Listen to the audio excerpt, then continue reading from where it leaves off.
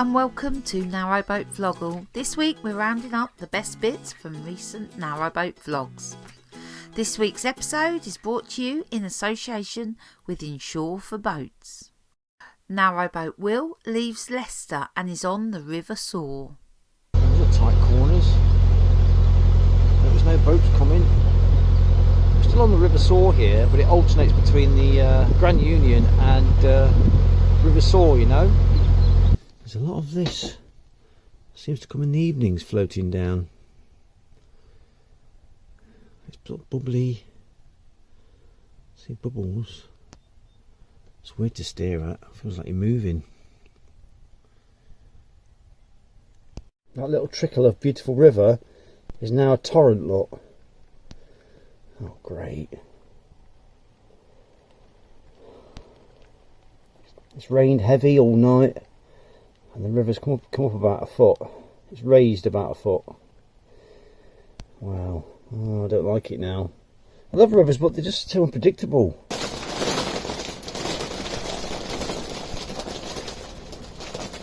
Danni and Joe say goodbye to their leaky windows and hello to their hatches. Good morning. It is a very exciting day today. Kev is going to be coming along any minute now and starting the hatches.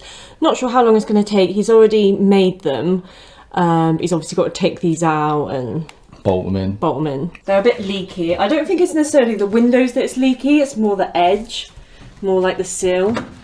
But they're just a bit drafty and they're not very pretty, are they? So yeah, I'm gonna get some nice hatches. It will open up and have like a lovely through breeze and be able to listen to the birds and stuff out our window.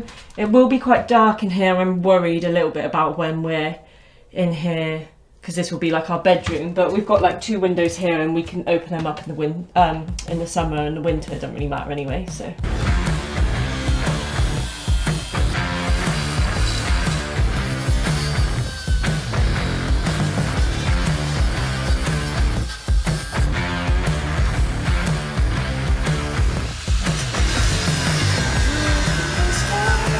Got a crowbar here, bigger one if you want to borrow. What I'm thinking, to be honest, if you've got no objections, if I cut that in half, I think that by cutting this one in half, that will relieve all the tension in it.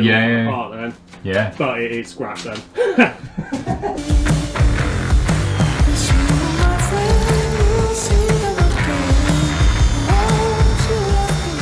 So Kev is all done. They look fantastic. All we got to do now is figure out what we're lining them with, some like 12mm ply or something, and Danni said she's going to paint something pretty. When we were actually looking for recommendations, Kev was pretty much the only person that was actually recommended, and that was on a national Facebook group, so he's really well known. We'll leave his details in the description below if anyone wants any work. I think he's booked up for a couple of months, so if you want anything done, book in soon. Jan and Tony from Making New Memories venture through Birmingham. It's quite surprising, you don't realise that just beyond the trees are houses. In fact, it's the whole flats, houses, the all whole sorts. city of or town of Solihull.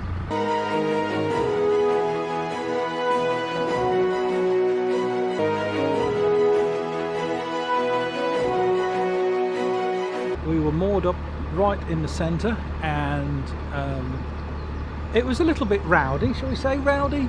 Yes. Oh, well, parts of it were. Apparently England won some football match, apparently, so there was a little bit of cheering and whatever else, and revelry. Slight change of plan, because thankfully we got notified by the CRT that the Tipton locks that we were going to go through today were closed. There's damage on one of them, so they sent a message out at 10:30. We were leaving at 9:30. This is why, as boaters, you should sign up to the email alerts, because they do work. It meant us and 2 of the boaters could divert off to one of the channels running down off the main line and go onto the old line, which is what we're doing. It just means it's going to take a little bit longer to where we want to be. But hey ho, we're in no hurry, really. Tim and Sam from Chugging Along encounter a steering disaster when their rudder gets bent on the River Thames. Hello! Hi guys. And welcome to Chugging Along. I'm Tim. And I'm Sam. We are doing a trip between Thiel and Llangollen on our narrowboat. In today's video we actually suffered a steering disaster where our rudder came out of alignment with our tiller bar and was bent at a 45-degree angle. So we're going to talk about in today's video how and why that happened and if we were able to carry on. And also on today's cruise between Sonning and Goring on the River Thames, we also cruise in convoy for the first time with our winter mooring buddy Jeff. So stick around in this video to find out what we thought about cruising in convoy and if we enjoyed it. We now went in our first lock together, Caversham. And we did have plans to tie our boats together in all of the locks, which would make things easier for Jeff and effectively making our two narrow boats a wide beam. But the lockkeeper let Jeff just hold his centre line, as long as we held our bow and stern ropes, with me on the stern and Sam holding the bow rope.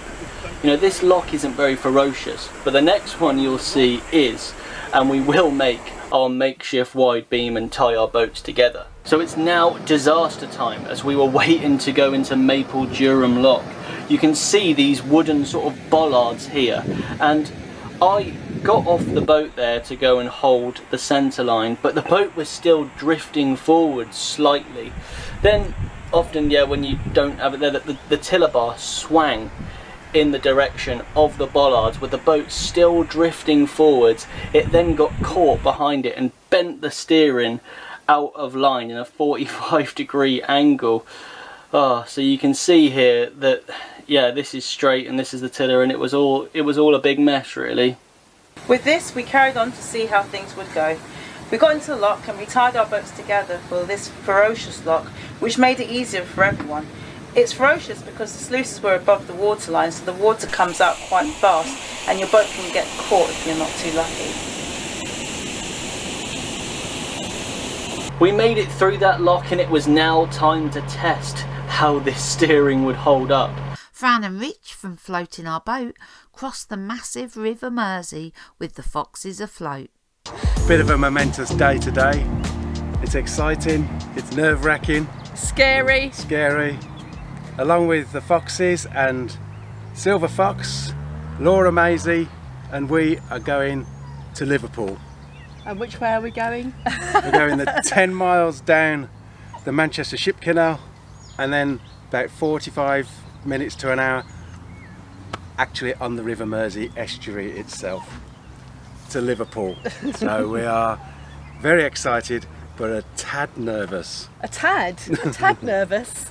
Weather is fantastic, so it's calm. The estuary, the River Mersey is going to be placid with a bit of luck. Yeah. And it's all looking good. We've had extra boat inspection. We've had to have a surveyor down to give us a certificate, even though it's a new boat. It has to comply with all the safety regs. We've sat last night on Google Maps looking at our plan to see what's on there. I've even looked on the shipping websites to see what big boats are along the ship canal at the moment, and there's some big tankers and some big cargo ships on there. So, and there's going to be our little boat and these big tankers. And of course we've got the extra trouble of those two coming with us. I know. But never mind. Anyway, so excited. Let's do this. Right, here we go, Fran. Life jackets on. Onto the Manchester Ship Canal for 10 miles. Oh my God. It's massive. We've got to stay in their wake apparently. And we hope they know what they're doing. But passing those big boats is a bit intimidating really.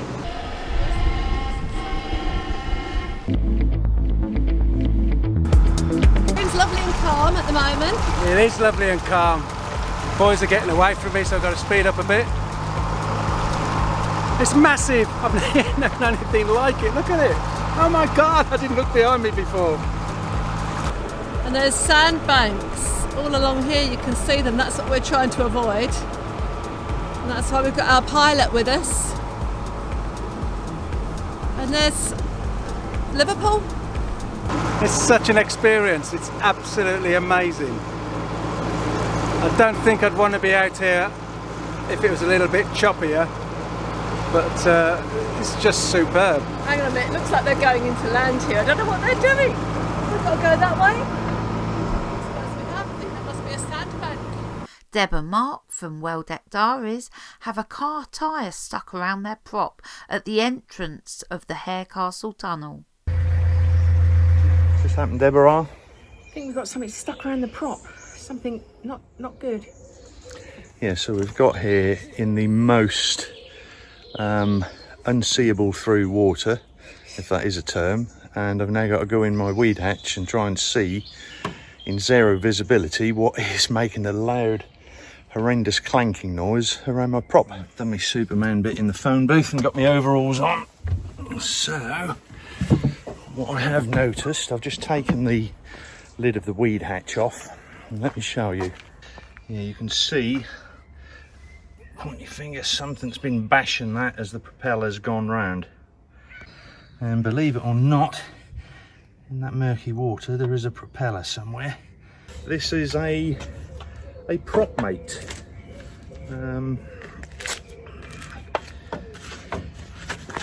So that you don't have to go down in your weed hatch. It has various cutting edges on it. On there is a saw, so hopefully whatever is fouling my prop I can saw through, cut, hack, hook with my prop mate. So here I go. Bugger, it feels like a car tyre. Louise and Dave from Narrowboat Changing Pace take a short cruise up to Victoria Quays to obtain a photograph of the Straddle Warehouse for the Silver Propeller Challenge. Hello, welcome. It's me, Louise. Currently driving Changing Pace for the first time in a fair old while. We are meant to be going that way, but we're going that way. One of the Silver Propeller Challenge locations. I haven't driven the boat for a fair old while, so she appears to be really stiff in the rudder. Sheffield Quays or bust. It's the 10th location on our Silver Propeller Challenge. 10th or 11th. Reversing down to the warehouse to get a photo for the Silver Propeller.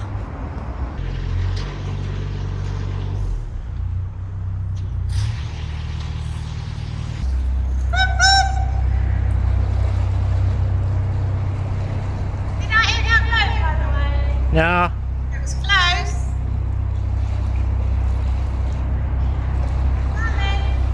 Going up and great. Steve from Slow Boat Through Britain leaves Todmorden and continues up the Calder Valley, where he sees some examples of architecture from an earlier era. Todmorden has been really handy. With the supermarket next to the canal, I've been able to stock up on the heavier items, but I need to top up my water, and that means going up one lock. For my overnight mooring, I walk through the passage beneath the road to get the first lock ready.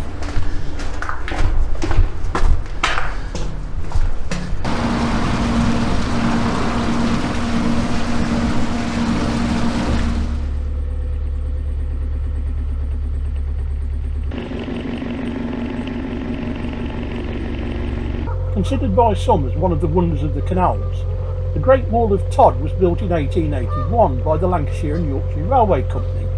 It was a retaining wall for their track high above the canal, which is said to contain over 4 million bricks. The Goxholme Railway Viaduct was built under the guidance of famous railway engineer George Stephenson. The pawls, which prevent the paddle from dropping, are very distinctive on the Rochdale Canal. After some setbacks, the time has come. Corsos on the canal lift their boat out of the water, ready for the real work to start. Very exciting the day, we're getting out of the water with the crane, the caggies.